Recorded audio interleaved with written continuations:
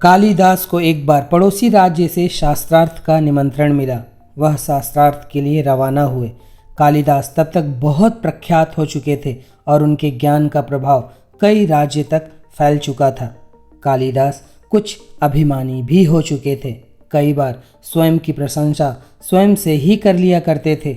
सीखने से ज़्यादा अब लोगों को सिखाने में ज़्यादा ध्यान देने लगे थे। लोग उनका नाम लेते रहें, वे यही चाहने लगे थे। अब वे शास्त्रार्थ के लिए जा ही रहे थे कि रास्ते में उन्हें प्यास लगी। सामने एक कुआं दिखाई दिया। पास ही झोपड़ी थी। झोपड़ी से एक बच्ची निकली। उसने कुएं से पानी भरा और जाने लगी। कालिदास ने उससे पानी मांगा।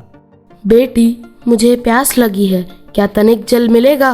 कालिदास के स्वर को सुनकर उस बालिका ने कालिदास से परिचय पूछा। कृपया अपना परिचय दें।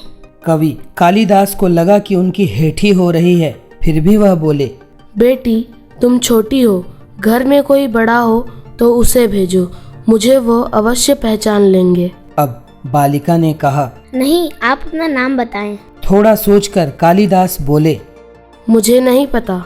बालिका ने प्रत्युत्तर दिया। भूख और प्यास में इतनी शक्ति है कि बड़े से बड़ा बलवान को भी झुका दे। आपको तो सब याद रहना चाहिए। कालिदास फिर बोले, मैं बटोही हूँ। छोटी बालिका ने फिर प्रश्न किया। संसार में सिर्फ 2 ही बटोही हैं, उन्हें जानते हैं तो उनका नाम बताएं। मुझे ज्ञात नहीं है। कालिदास का उत्तर सुन बच्ची फिर बोली, तो सुनिए, बिना थके मंजिल तक जाने वाला ही बटोही है। ऐसे बटोही तो 2 ही हैं। इतना कहकर बालिका घर में चली गई। तभी अंदर से एक वृद्ध स्त्री निकली। वह भी कुएं पर गई। कालिदास ने उससे भी पानी मांगा। माते, पानी पिला दीजिए, बड़ा पुण्य होगा। मजे की बात कि वृद्ध स्त्री ने भी कालिदास से परिचय पूछा। बेटा, मैं तुम्हें जानती नहीं, अपना परिचय दो, मैं अवश्य पानी पिला दूंगी। कालिदास ने वृद्ध स्त्री से कहा, मैं पथिक हूँ, कृपया पानी पिला दें। स्त्री फिर बोली, तुम पथिक कैसे हो सकते हो? आप तो अभी थक गए। पथिक तो केवल 2 ही हैं, सूर्य व चंद्रमा, जो कभी रुकते नहीं, हमेशा चलते रहते हैं, बिना थके चलते हैं। तुम इनमें से कौन हो? सत्य बताओ। अब कालिदास ने कहा, मैं मेहमान हूँ, कृपया पानी पिला दें। स्त्री ने फिर प्रश्न किया, तुम मेहमान कैसे हो सकते हो? संसार में 2 ही मेहमान हैं, पहला धन और दूसरा यौवन। इन्हें जाने में समय नहीं लगता। सत्य बताओ, तुम कौन हो? कालिदास अब तक के सारे तर्क से पराजित, हताश तो हो ही चुके थे। फिर भी उन्होंने कहा, मैं सहनशील हूँ, अब आप पानी पिला दें। स्त्री ने फिर कहा, नहीं, सहनशील तो 2 ही हैं। पहला धरती, जो पापी पुण्य आत्मा सबका बोझ सहती है, उसका छाती चीरकर बीज बो देने से भी अनाज के भंडार देती है। दूसरा पेड़, जिसको पत्थर मारो फिर भी मीठे फल देती है। तुम सहनशील नहीं, सच बताओ, तुम कौन हो?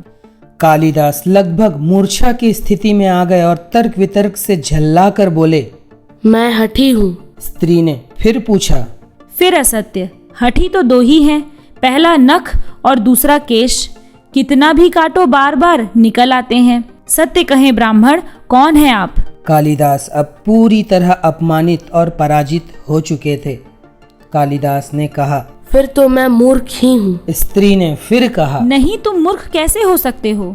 मूर्ख 2 ही हैं, पहला राजा जो बिना योग्यता के भी सब पर शासन करता है, और दूसरा दरबारी पंडित जो राजा को प्रसन्न करने के लिए गलत बात पर भी तर्क करके उसको सही सिद्ध करने की चेष्टा करता है। कुछ बोल न सकने की स्थिति में कालिदास वृद्धा के पैर पर गिर पड़े और पानी की याचना में गिड़गिड़ाने लगे। तब वृद्धा ने कहा, उठो वत्स। आवाज सुनकर कालिदास ने ऊपर देखा तो साक्षात माता सरस्वती वहां खड़ी थी।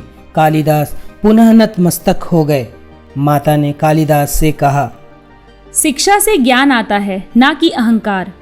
तुमने शिक्षा के बल पर प्राप्त मान और प्रतिष्ठा को ही अपनी उपलब्धि मान लिया और अहंकार पर बैठे, इसलिए मुझे तुम्हारे चक्षु खोलने के लिए यह स्वांग करना पड़ा। कालिदास को अपनी गलती समझ में आ गई और भर पेट पानी पीकर वे आगे चल पड़े।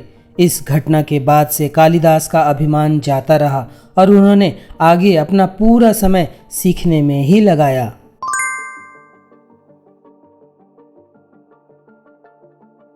विद्वता पर कभी घमंड न करें, यही घमंड विद्वता को नष्ट कर देता है।